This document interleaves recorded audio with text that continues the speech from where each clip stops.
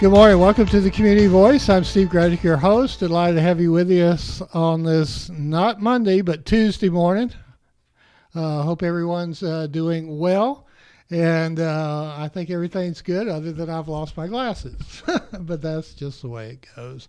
We're honored to have in studio a good friend of ours, Bryan Hager of Hager Farms. Good morning, sir. Good morning. Glad to be here. We're glad to have you. And we want to really focus in this morning a little bit on the Cotton Mill Farmers Market on Dixie Street. And I know that's a love of your heart. And before we do, let's get a little plug in for Hager Farms. What is it that y'all do? And tell us your website and that kind of thing. Well, we're a diversified fruit and vegetable farm located in the north part of the county, up on Pleasant Ridge Road, and we sell at Cotton Mill Farmers Market to a couple of local restaurants.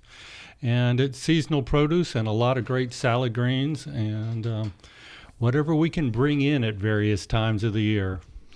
And then you, for many, many years, have been involved with the Cotton Mill Farmers Market, and which is now on Dixie Street. And that more and more, as I've watched it, has grown and has just a large following. It's a wonderful organization. It was started back in 2002 to help farmers sell and connect with local consumers. 17 years? Are you kidding me? God. And so I knew it'd been a while. We were one of the original vendors, and we're still there. And it's a fun place to meet people. It's about community as well as good food. And we also have arts and craft vendors. And we have partners that come in to do children's education, health education. We're partnering with Tanner's Get Healthy, Live Well program. And in fact, on the 28th, we're going to have some blood pressure screenings and things like that at the market. In other words, you're kind of expanding out beyond the freshly grown local foods, right? Right, yeah. And so this year we've got two new food vendors. We've got Four Bellies Farm, which is bringing in chickens, lamb, cut steaks, and then we've got, and that's in addition to Dennis Farms with their sausage and prime burger, and then we've also got a couple new vegetable farms, High Spirits Farm out of Alabama, just near Ranburn, and then we have soap, we have herbs, we have teas, we have a variety of arts and crafts.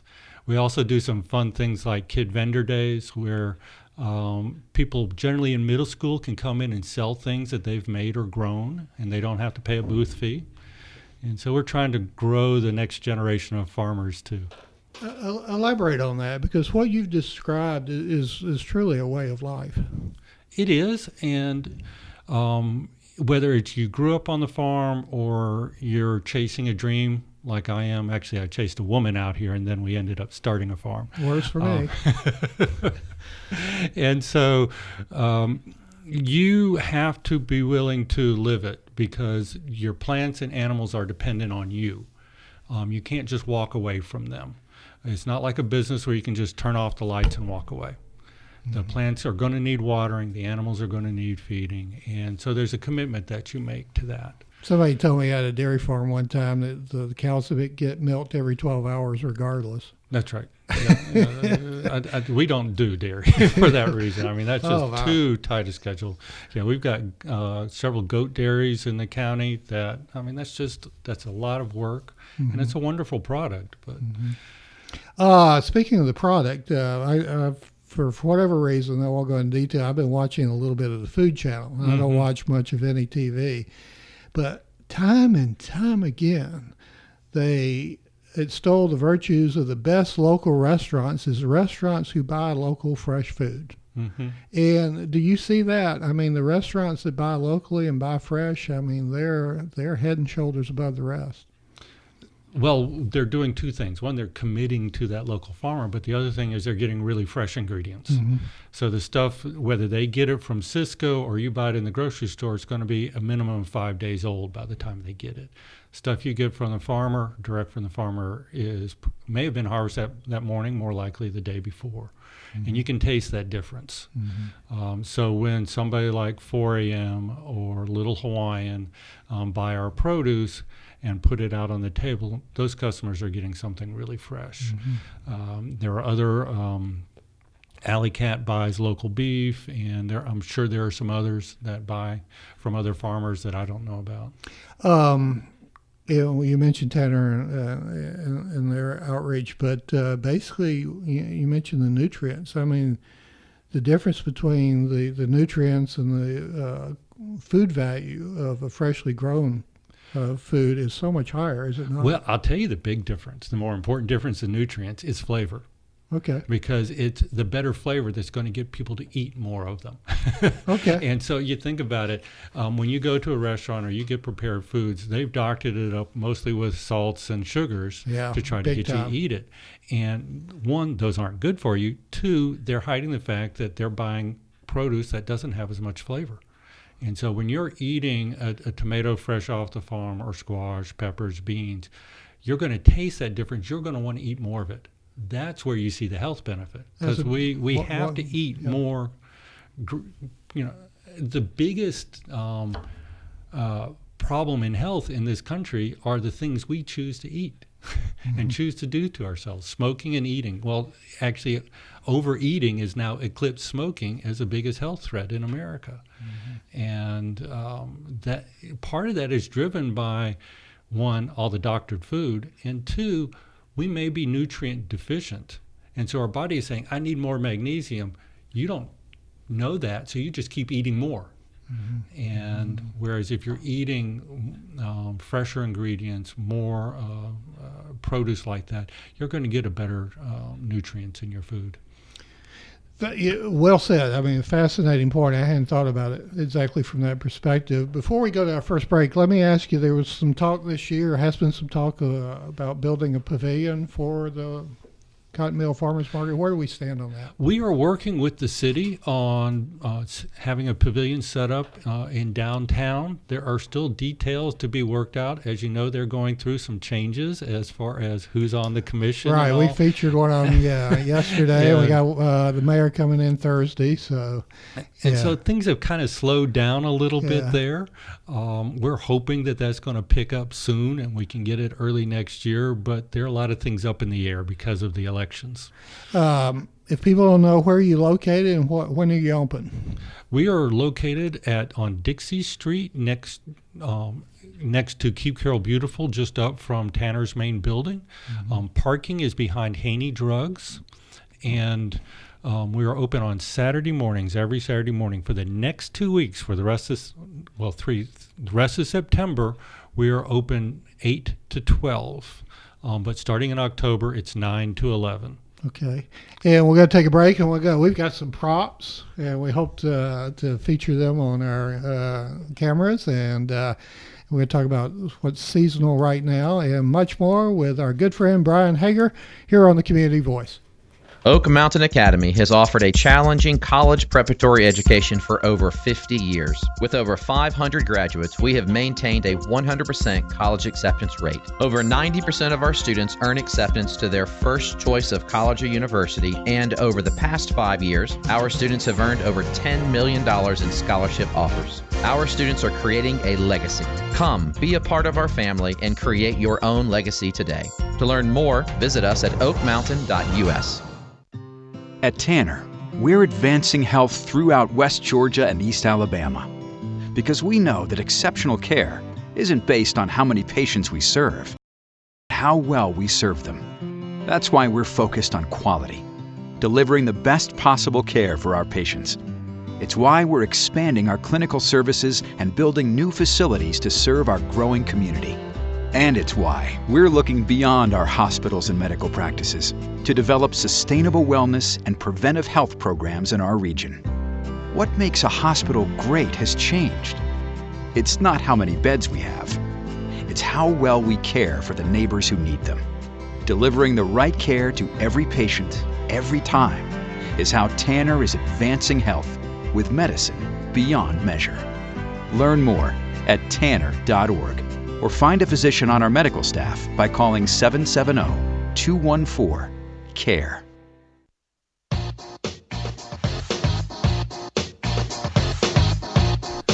Good morning. Welcome back to the Community Voice. I'm Steve Gradick, your host, and delighted to have you with us. You can give us a call, 678-601-TALK, 601-8255, or we're on Facebook Live this morning on the News Talk 1330 Facebook page, where we're seeing all kinds of videos these days. It's looking good. Yeah, looking real good. Our guest this morning is Bryan Hager of Krager Hager Farm, and we're talking about the Cotton Mill Farmers Market. So, now this is September, if I'm right, and sometimes I lose track of everything, as you know. But this is September. What's in season now? We have these beautiful veggies on our desk here. What's growing? What's not growing? What's the best thing to buy at this time of the year? Well, we're still getting a lot of the summer produce. So we've got okra, tomatoes, bell peppers, cucumbers, squash, beans. Other farmers have, and so this is the Zephyr squash, the yellow-green one. It's a very sweet, almost seedless squash. And then we've got about 8 varieties of tomatoes, and there are more that others. Now this tomato is orange. That's right, and you'll love the name for this. It's called Kellogg's Breakfast. Really? Yes.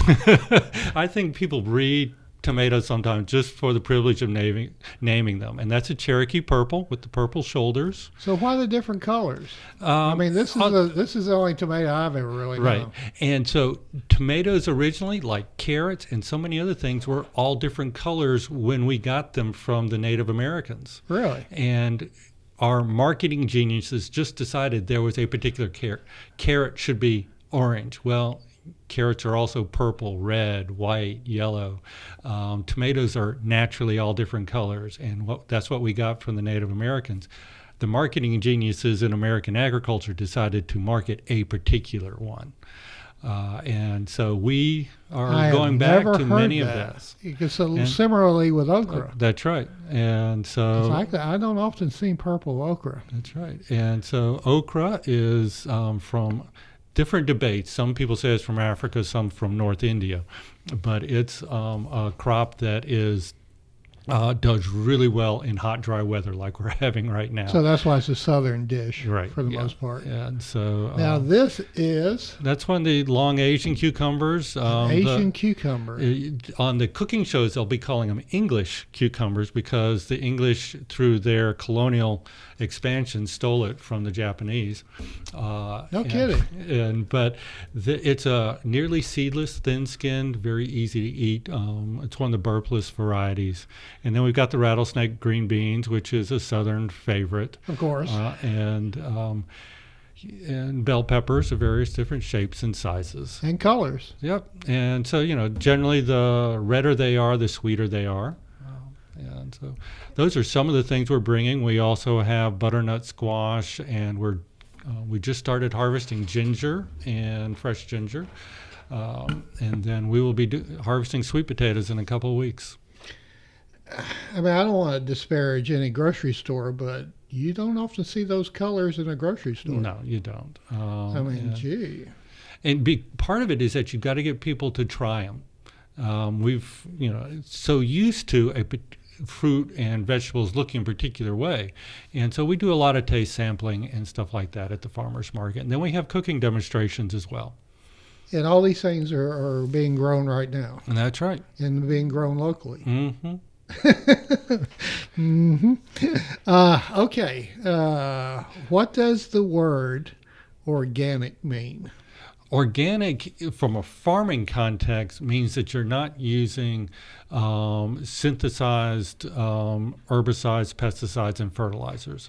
It can be things that are mined and crushed, but they haven't been otherwise processed for your fertilizers. For your herbicides and pesticides, it can be basically an extract from a plant, like you're making a tea, but it can't be otherwise processed.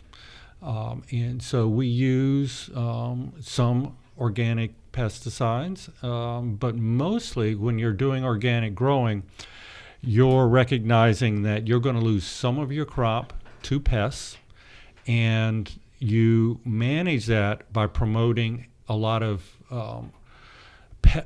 insects that like to eat your pests. So you try to have a diverse landscape. You always have a lot of things flowering, so you'll have wasps that use the nectar from that, but also come in and eat the aphids, or you've got praying mantises. Like in my greenhouses, I'll have 4 to 8 praying mantises in a greenhouse, and they're helping to control the caterpillars.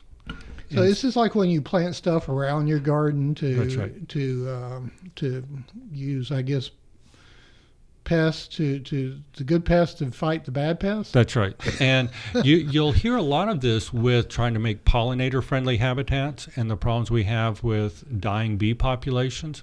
Well, you're doing the same thing on a farm that's trying to manage itself organically. You're trying to have a diverse landscape.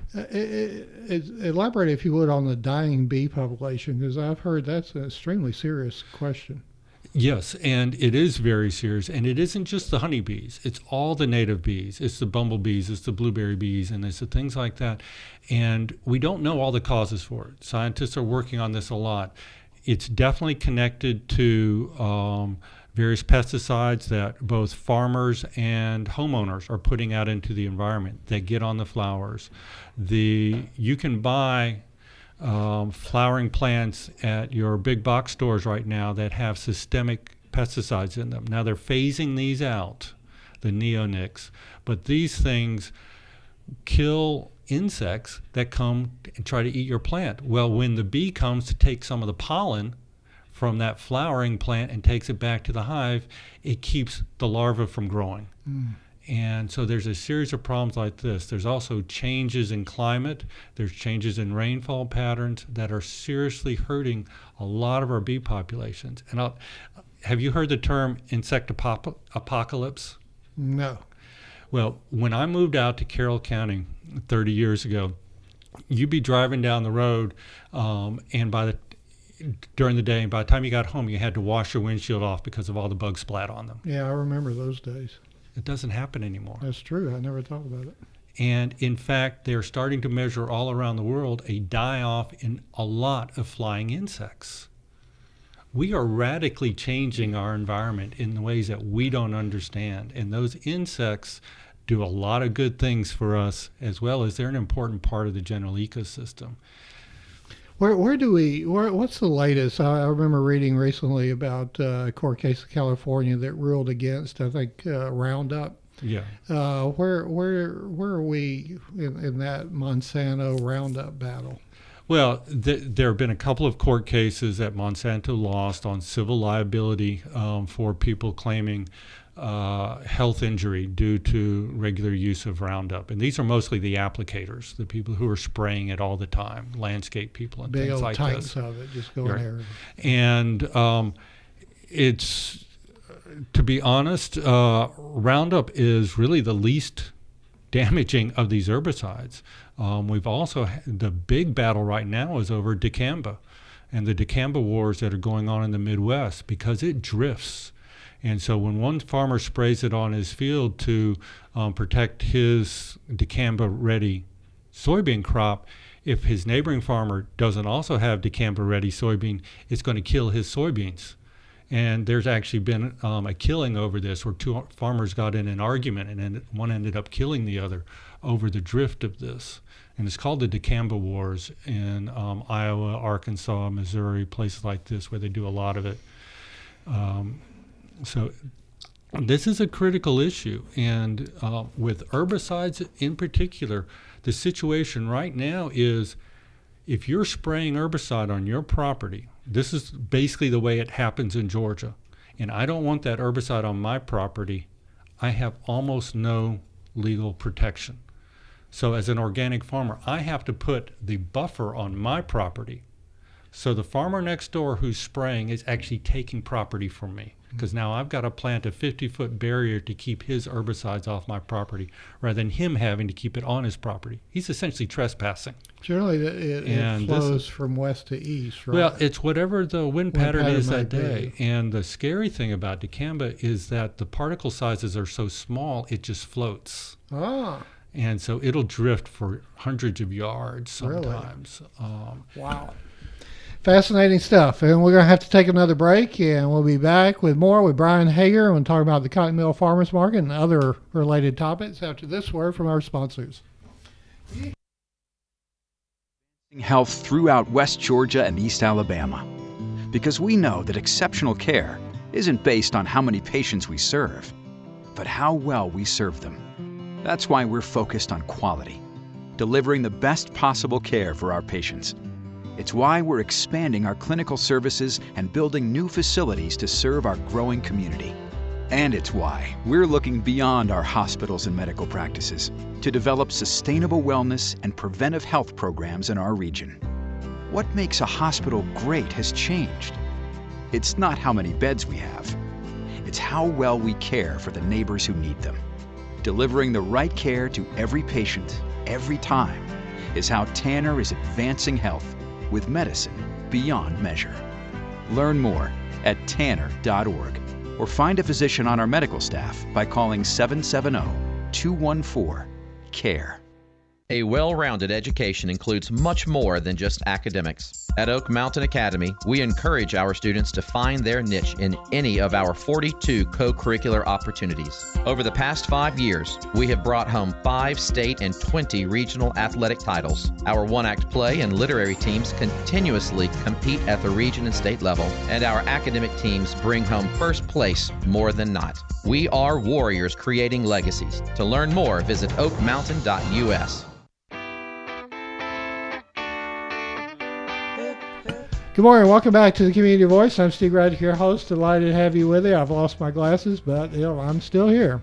Anyway, Bryan Hager is our guest, Krieger Hager Farm, and also with the Cotton Mill Farmers Market. We're having, to me, a fascinating discussion about a whole lot of topics related to farming, organic farming, etc.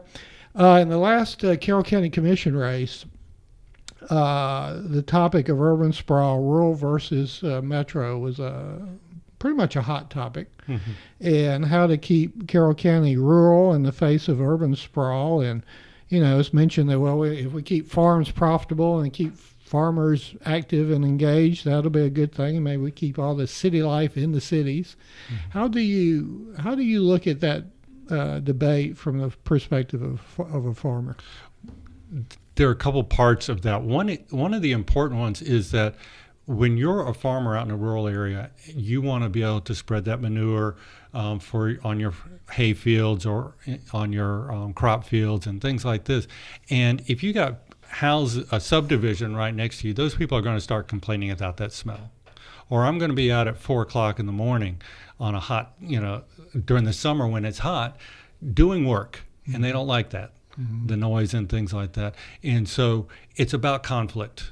And you've got to accept that when you're in a rural area, this is a place where people are trying to make a living off the land. And they're going to be doing things on that land that you may not like, but it's part of their business.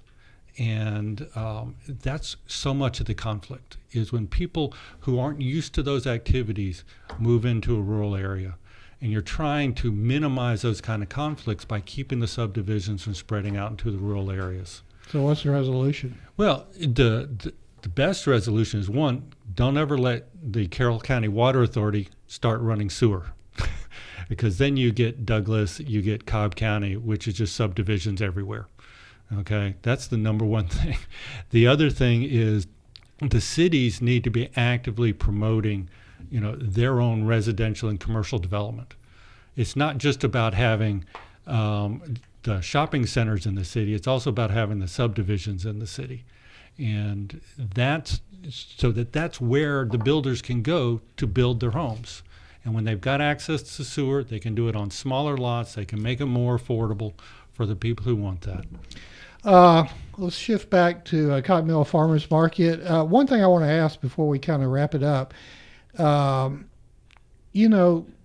teaching kids about in a garden, and I'm also learning that growing a garden is a great therapy for an elderly person. Am I right about all of that? Because they say a lot of kids grow up and they think food comes from the grocery store. Right. I got started gardening when my grandmother, who taught home ec, gave me some bean and corn seeds. And it was just so magical, being able to stick those in the ground and 60 to 90 days later being able to eat the produce, the fruit off of those plants. And I think sharing that joy with kids in a small way, just in a small backyard garden, don't make it big. Do a little garden so it's not a lot of work and you can have joy in it. You can really turn people off of it if you go out and till up a quarter acre and try planting it all, and then it becomes a huge workload to try to maintain that. So a little garden is a great way to get it started at any age. And we're seeing the Carrollton City Schools, most of them have community gardens for the kids, and many of the county elementary schools also have garden spaces now, because it's a great way to teach things. You've got to know something about responsibility, understand consequences of, you're caring for things. And so those are great ways to help with learning as well as lifelong habits of good eating. All right, well, let's go into pure commercial mode. Invite people to come out this Saturday morning to the Cotton Mill Farmers Market. Okay, you can find out more about us. Look up Cotton Mill Farmers Market on Facebook. You can also find us on the web at cottonmillfarmersmarket.org. We will be there this Saturday at 8 o'clock until 11 o'clock, and we'll probably have about a dozen different vendors there. And I want to make one other pitch, and that's for our big fundraiser of the year, the Cotton Mills Holiday Gift Bazaar and Farmers Market, which is going to be November 23rd at the Saturday before Thanksgiving. That's what you need to remember, at the East Carrollton Rec Center. And this is 9 to 3, and we will have 75 different vendors with all kinds of things that you can buy for the holidays, as well as food that you can use for Thanksgiving. That thing has become a huge event. It is. I've gone to it several times, and I'm just amazed at how big it is. And the holiday gifts, Christmas gifts that you can buy are just phenomenal. Yeah. So that's fantastic. We try to have gifts that are a range of prices, a lot of stuff under $25, so you can buy for the whole family. Fantastic. Well, Bryan Hager is our guest. We're always honored and delighted to have him come in. You can also Google Krager Hager Farm to learn more about what he's up to there. And hopefully we'll all see you this Saturday morning at the Cotton Mill Farmers Market on Dixie Street. And thank you for listening on this Tuesday, not a Monday, a Tuesday, to the Community Voice here on WLBB Carrollton.